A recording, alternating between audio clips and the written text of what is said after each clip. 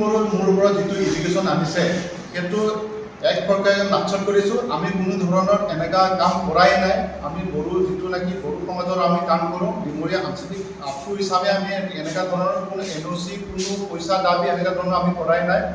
এই কেছটো কি কৰিছে, 15 মাইলত এজন মাইকী আজি 6 মাহমান আগতে তাতে আমি গৈছিলোঁ, আমাৰ নিখিল বড়ো ছাত্ৰ সন্থাই 15 মাইলত, যে এই মহিলাগৰাকী আমাক লগ পাই ক'লে সপোন বড়োহাঁতে এই মাটিটোত দাবী ধুমকি দিকে মোৰ পৰা দখল কৰিব বিচাৰি থাকে।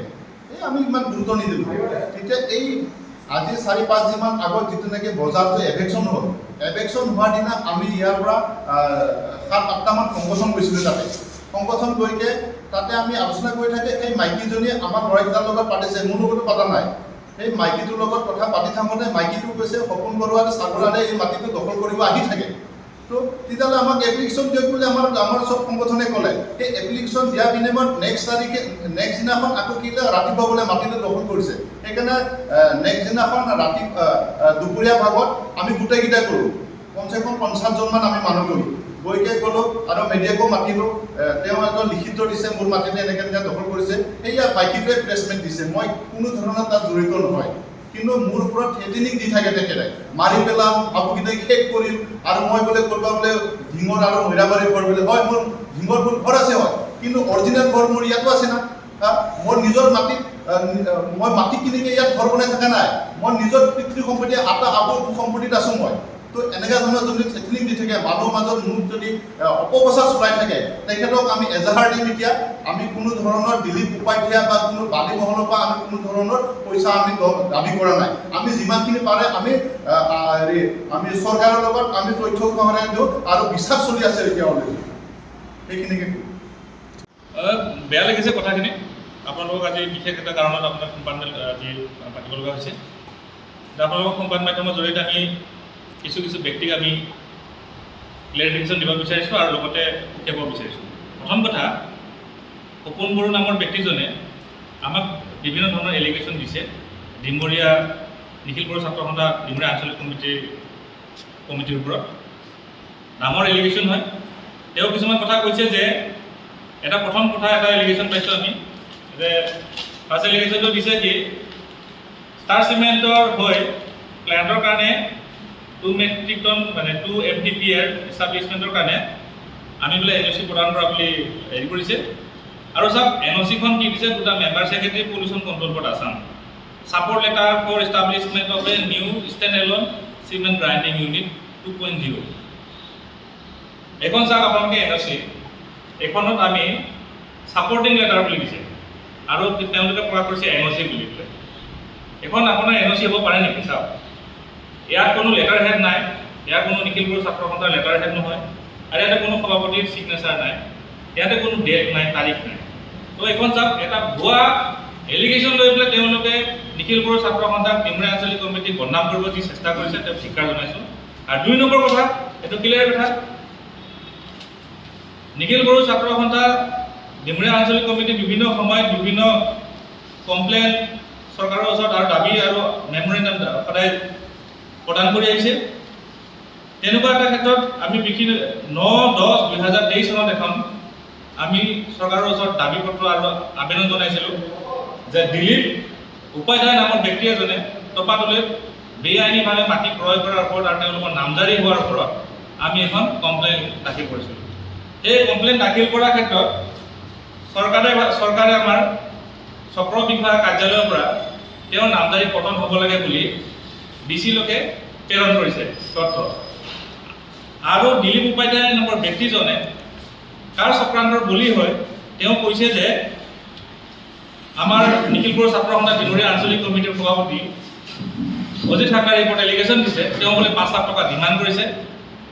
যদি তেওঁ ডিমাণ্ড কৰিছে, তেওঁৰ তথ্য প্ৰমাণসহ আমাৰ সন্মুখত দাঙি ধৰিব লাগিব, নহ'লে তেওঁৰ সন্মুখত তেওঁক কৈ আমি নিখিল বড়ো ছাত্ৰ সন্থাৰ তৰফৰ পৰা তেওঁক আমি গোচৰ ৰুজু কৰিম হাইকোৰ্টত মানহানি গোচৰ কৰা হ'ব। আৰু লগতে চক্ৰান্তকাৰী আৰু দালাল চক্ৰৰ হৈ কাম কৰাৰ কাৰণে তেখেতক আমি গোচৰ কৰিম। আৰু এই ক্ষেত্ৰত ষড়যন্ত্ৰকাৰী হিচাপে ভাগ লৈছে প্ৰথমতে সপোন বড়ো ডাঙৰীয়া। আমি সপোন বড়ো ডাঙৰীয়াক বিভিন্ন সময়ত দেখিছোঁ নিখিল বড়ো ছাত্ৰ সন্থাক তেওঁ বদনাম কৰিবলৈ চেষ্টা কৰি আছে। কাৰণ নিখিল বড়ো ছাত্ৰ সন্থা দেখালত তেওঁ উপসভাপতি হিচাপে আছিল। বিভিন্ন সময়ত বেয়া কাম কৰাৰ কাৰণে নিখিল বড়ো ছাত্ৰ সন্থাৰ পৰা তেওঁ অব্যাহতি ল'ব লগাত বাধ্য কৰিছিল। আৰু যাতে সেইকাৰণে সেই ক্ষেত্ৰত আজিলৈকে তেওঁ সেই কথা পাহৰা নাই চাগে। আৰু সেইকাৰণে বিভিন্ন সময়ত তেওঁ কাম কৰিবৰ কাৰণে দালাল চক্ৰ, বিশেষকৈ তেওঁ বহু ক্ষেত্ৰত দালালি কৰি আহিছে। ডিমৰীয়াৰ মাতৃৰ ক্ষেত্ৰত ট্ৰাইবেল বেল্টৰ ভূমিৰ আওতা লৈ পেলাই তেওঁ বহু মাতৃ দালাল কৰিছে।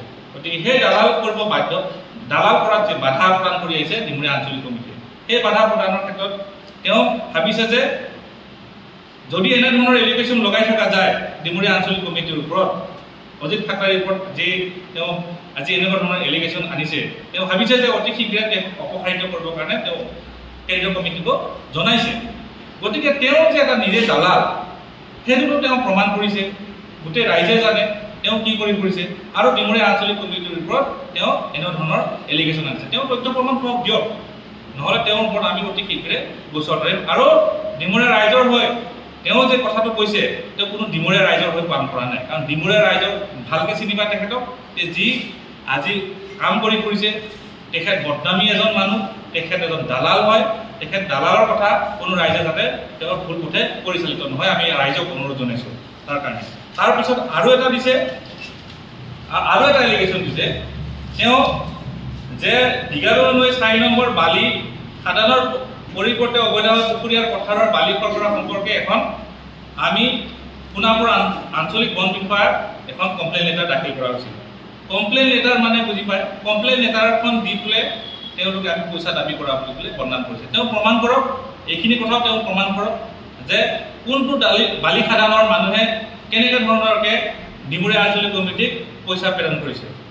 আৰু ডিমৰীয়া বালি খাদানকেইটাকো আমি আজিৰ ভিতৰত আমি ক'ব ৰিচেণ্টলি আমি গৈ ছাৰ্ভে কৰিছোঁ, তেওঁলোকে বালি খননৰ নামত এখন গাঁও ধ্বংস কৰি পেলালে। অতি শীঘ্ৰে তেওঁলোকে কাৰ্য বন্ধ কৰক। বালি খননৰ নামত তেওঁলোকে বিশাল এটা ডাঙৰ পুখুৰী নহয়, এতিয়া এখন সাগৰৰ নিচিনা পৰিণত হৈছে। কমলাজাৰী গাঁৱত গৈ ৰিচেণ্টলি আমি দেখিছোঁ তাত বালি খননৰ নামত যি বিশাল যে পুখুৰী নহয় হৈ থকা এটা সাগৰ কৰি পেলাই নদীখনৰ লগত কানেক্ট কৰি পেলালে। নদীখন আহি গ'ল, এখন গাঁও কেইদিনমানৰ পিছত উঠি যাবগৈ। গতিকে তেওঁলোকে যে ভুল কাম কৰি আছে, তেওঁ সেই ভুলবিলাক তেওঁলোকে কিয় অনুধাৱন কৰা নাই।